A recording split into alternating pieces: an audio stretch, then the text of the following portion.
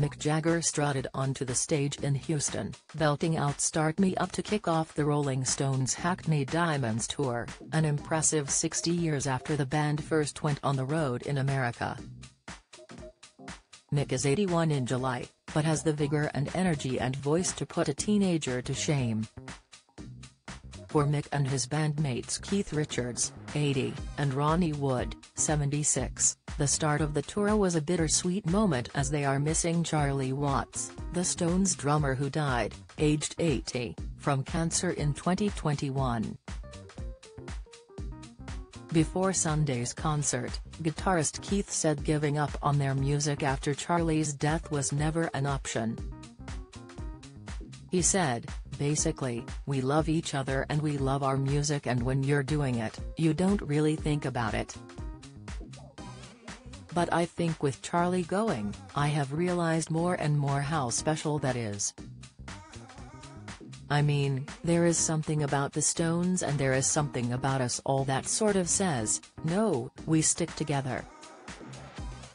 And then you can't just drop it. You got to follow it right down to the end, down the tunnel." Steve Jordan has taken Charlie's place on the drums. Keith said, "It was because of Charlie's demise that we felt that if the Stones were going to continue, then we better make a mark of what the Stones are now." Keith has previously said that Charlie chose Jordan to replace him. Mick said Charlie was adamant that the group should continue performing live. But he admitted it felt unusual not having his friend behind him on stage. He said, "Of course, it's hard. I mean, it's all my life ever since I was 19 or whatever, it's always been Charlie.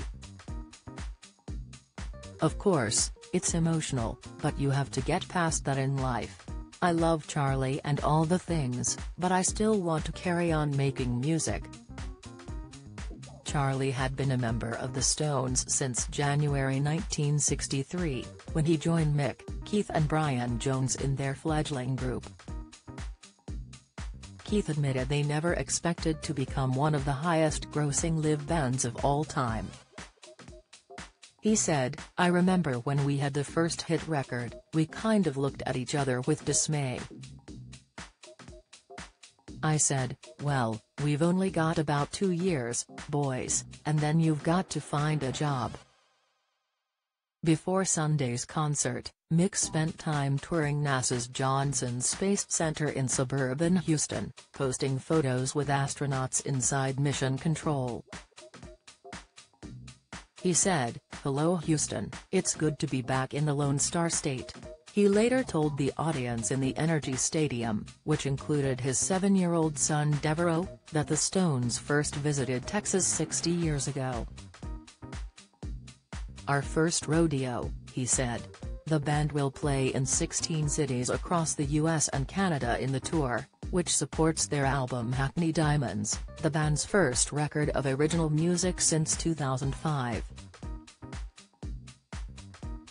Savannah Welch, who was in the audience at Houston with her son Charlie, voiced the concern of many Stones fans when she said, "Every time we see them, we wonder if it's going to be the last. That's our fear.